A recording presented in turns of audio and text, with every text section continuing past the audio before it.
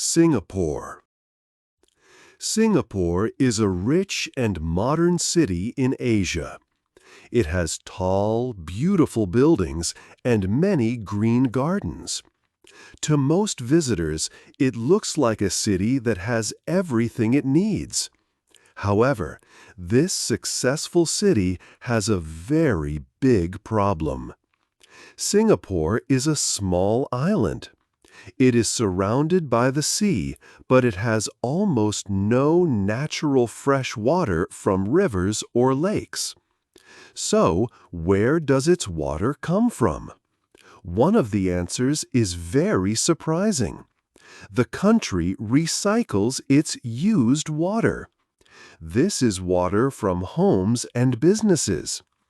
It goes through a special cleaning process with advanced technology. The result is water that is very pure and completely safe to drink. Why does a successful country need to do this? For Singapore, water is not just a resource. It is a matter of survival. It is about being a safe and independent nation. In the past, Singapore had to buy most of its water from its neighbor, Malaysia. This was a big risk. If there was a problem with its neighbor, the water could be turned off. Singapore's leaders understood this danger very well. This is the story of how Singapore faced its biggest challenge. It is the story of how a country used technology, new ideas, and careful planning to solve its water problem. This journey shows how a small nation can overcome a huge difficulty and become stronger. It is a story about how innovation can be the key to survival. 2. A country without water.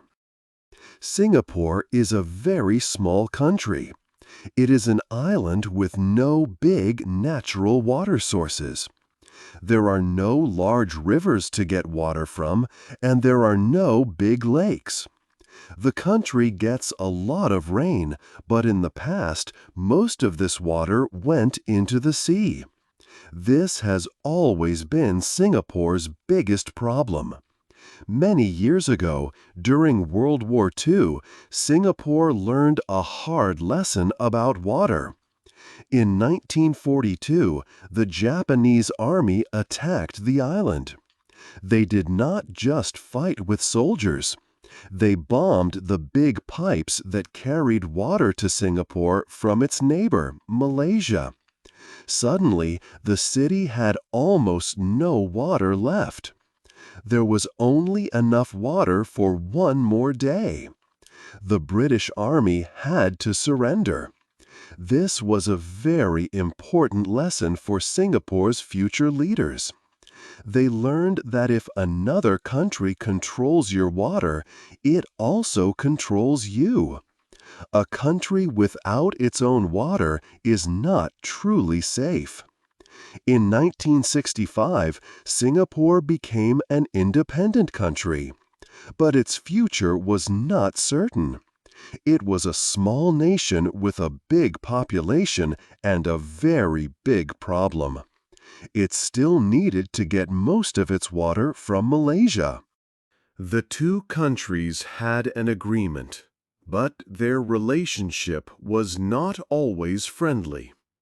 Sometimes politicians in Malaysia threatened to stop the water supply. They would say they might turn off the tap. This was a very serious risk for Singapore. How could a country grow and be strong if its most important resource could be taken away at any time? Singapore's leaders, like its first Prime Minister, Lee Kuan Yew, knew this was a dangerous situation. They remembered the lesson from the war. They understood that to be a truly free and independent country, Singapore needed to solve its water problem. It had to find its own water. The country's survival depended on it. 3. Water from a neighbor. Singapore's first big solution for its water problem was to buy water from its neighbor, Malaysia. Malaysia is a much larger country with big rivers and a lot of rain. So an agreement was made. Large pipes were built across the causeway, the bridge that connects the two countries. Every day, a large amount of raw water flowed through these giant pipes from Malaysia to Singapore. This water was Singapore's first and most important source for many years. It helped the young country to survive and grow after it became independent. The plan was based on agreements from a long time ago. The most important one was the 1962 Water Agreement. This agreement said Singapore could take up to 250 million gallons of water every day from the Johor River in Malaysia. The price was very low, only 3 Malaysian sen for 1,000 gallons. The agreement was made to last for 99 years, until the year 2061. In return for the cheap raw water, Singapore had to treat it and sell a small amount of clean water back to Johor at a low price. But this was not a perfect solution. It created many political problems. The relationship between Singapore and Malaysia was not always friendly. Sometimes, when the two governments argued about other things, Malaysian leaders would threaten to turn off the tap. This was a way to put pressure on Singapore. In the 1990s, Malaysia said the price of water was too low and wanted Singapore to pay much more. Singapore said the price was fixed in the agreement and could not be changed. These arguments were very serious. Singapore's leaders knew that this situation was a huge risk. Water is necessary for life. A country cannot be truly independent if its water comes from another nation. If Malaysia ever stopped the water, Singapore would be in deep trouble. Its people would have no water to drink, and its factories would have to stop.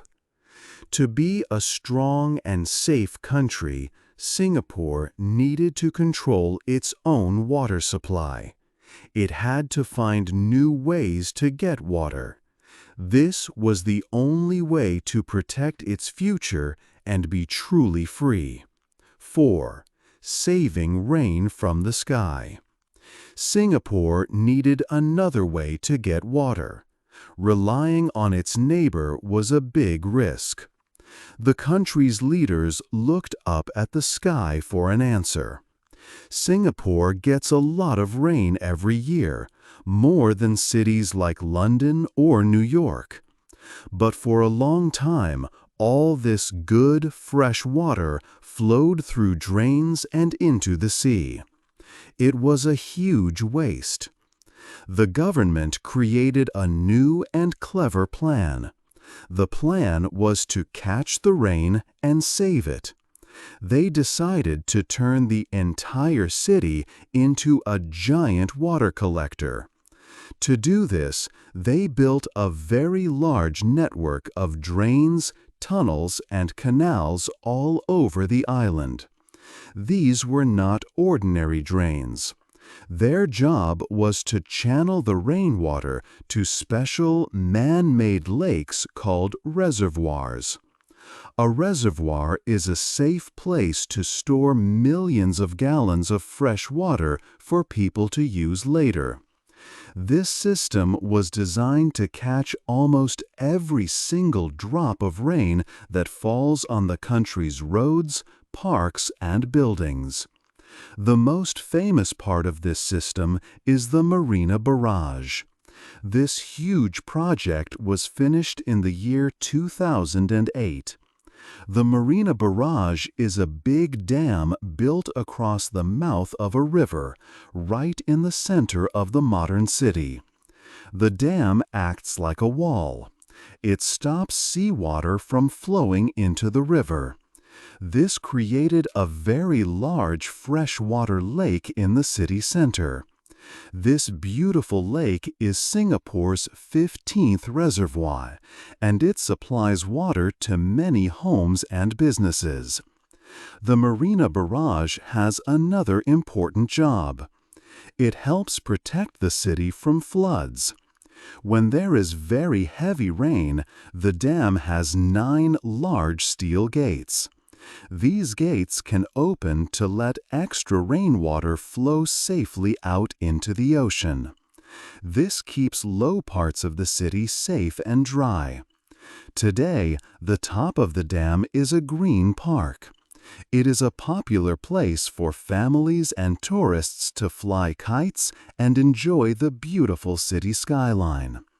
Thanks to this smart plan, Singapore now collects rain from 2/3 of its land. In the past, it could only collect from half. The city became like a big sponge, soaking up rain from the sky to save for a dry day. This was the second national tap, a big step for Singapore to control its own water future. 5. Making fresh water from the sea. Singapore is a small island with the sea all around it. The ocean has a lot of water, but people cannot drink it because it is too salty.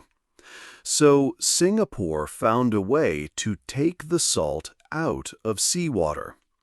This process is called desalination. It is another important way for the country to get fresh water, and it helped Singapore get closer to independence. The main method Singapore uses is called reverse osmosis. This process works like a very special filter. It pushes seawater at a very high pressure through thin sheets called membranes. These membranes stop the salt, but let the clean water pass through. The water that comes out is very fresh. In fact, it is so pure that a few minerals are added back into it to make it better for drinking. This technology means Singapore has an endless supply of water from the sea. However, desalination has a big challenge. The process of reverse osmosis uses a very large amount of energy. It needs a lot of electricity to push the water through the membranes. This makes desalinated water more expensive than water from rain or from Malaysia. Using so much energy is also not good for the environment. Singapore wants to use less energy to help fight climate change. To solve this problem, Singapore is working hard to make desalination better. The country's first desalination plant opened in 2005. Newer plants are now built with better technology that uses less electricity. The government is also looking at cleaner ways to get power, like using solar energy. Today, desalination provides about 30% of Singapore's water. This technology is a key step for the country. It helps Singapore control its own water supply. It shows how new ideas can help solve a country's biggest problems. 6. From used water to clean water. Singapore needed another source of water. The country had water from Malaysia, from the rain, and from the sea. The fourth and most famous solution was to clean used water. This idea was very clever but also difficult. This special water is called new water. First, what is used water? It is the water that goes down the drain from homes and factories. It comes from toilets, showers, and sinks. In the past, this water was just thrown away, but Singapore's leaders saw it as a resource. They decided to make this dirty water clean enough to drink. To do this, they use a special three-step process.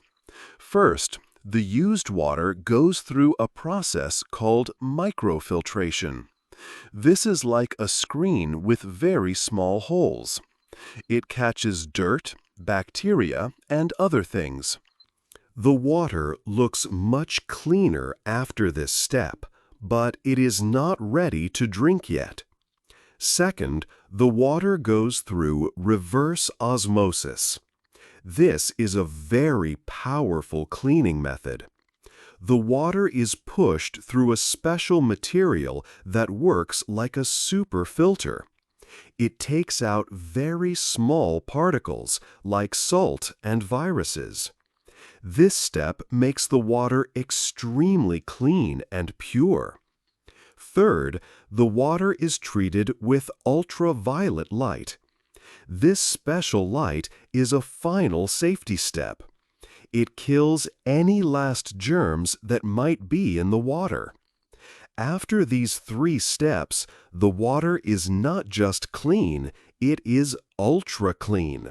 In fact, new water is cleaner than the water from most taps around the world. But there was a problem.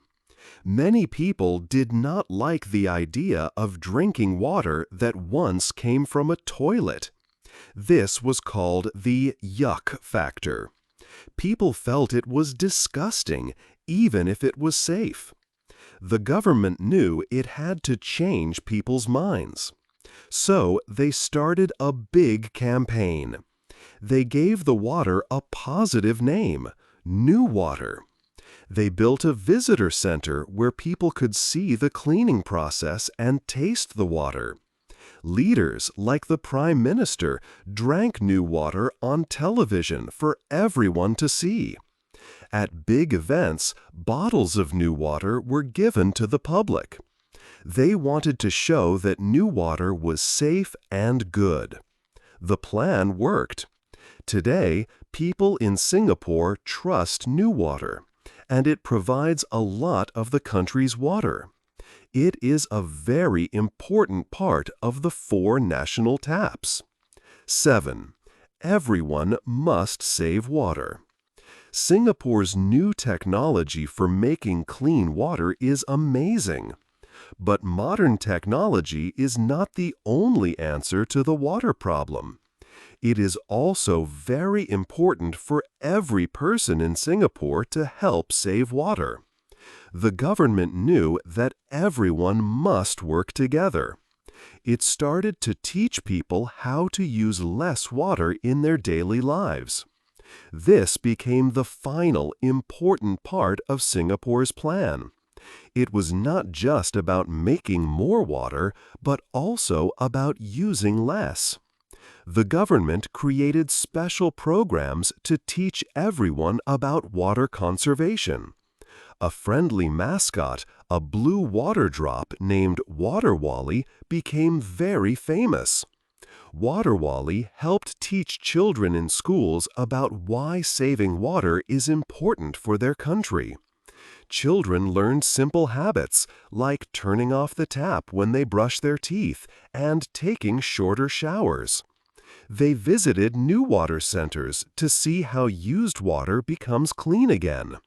These lessons helped create a new culture in Singapore. In this culture, saving water is a normal part of life. The government also used a smart idea with money to make people save water. The pricing system is simple to understand. If you use a normal amount of water for your family, the price is low. But if your family uses a lot of water, the price for that extra water becomes much higher. This rule encourages families and businesses to always think about how much water they are using. When people see that a high water bill is the result of using too much, they try harder to conserve. This simple economic idea helps the whole country reduce its water use. Wasting water does not only happen in homes and factories. Water can also be lost from the big pipes under the ground. These pipes can break or have small holes, which are called leaks. In many countries around the world, a large amount of clean water is lost this way. But Singapore works very hard to stop this from happening. The Public Utilities Board, the National Water Agency, has special teams and technology to find and fix leaks very quickly. Because of this excellent work, Singapore loses only 5% of its treated water from pipes. This is one of the best results in the world. Everyone's effort helps make sure that every drop of precious water is used well. 8. A lesson for the world. Singapore solved its very big water problem. Today, the small country has enough clean water for everyone. It did this by creating the 4 national taps. These are 4 different ways to get water. The country gets water from its neighbor Malaysia. It takes salt out of seawater. It collects every drop of rain, and it cleans used water to make it pure again. This success is a great story of planning and technology. Now, many other cities and countries around the world are facing water shortages. They look at Singapore and ask, "Can we do this too?" The answer is not simple. Singapore's solution may not be a perfect model for every country. There are special reasons why Singapore was successful. First, Singapore is a rich country. Building the large plants for cleaning seawater and used water was very expensive. These plants also use a lot of energy, which costs money. Poorer countries with water problems may not have the money for this kind of technology. Second, Singapore is very small. It is one city. This made it possible to build a water system that covers the whole country. In a larger country, a national system like this would be much harder to build and manage. Finally, Singapore has a very stable government. The government made a plan 50 years ago and worked on it for a long time without big changes. The people also trusted the government's ideas, like drinking new water. This kind of stability and trust is special. Even if other countries cannot copy Singapore exactly, its story is an important lesson. It shows that human ideas and hard work can solve huge challenges. A country's biggest problem can become its greatest success. Singapore's story gives hope to a world that needs to find new ways to protect its water. What is the biggest challenge where you live, and how do you think new ideas could help solve it? Hey there! Just a second before you go. If you learned something new today, please give this video a like, write your thoughts in the comments, and subscribe to the channel. It only takes a second, and it really, really helps to create even better English videos for you. Your support means the world. Thank you.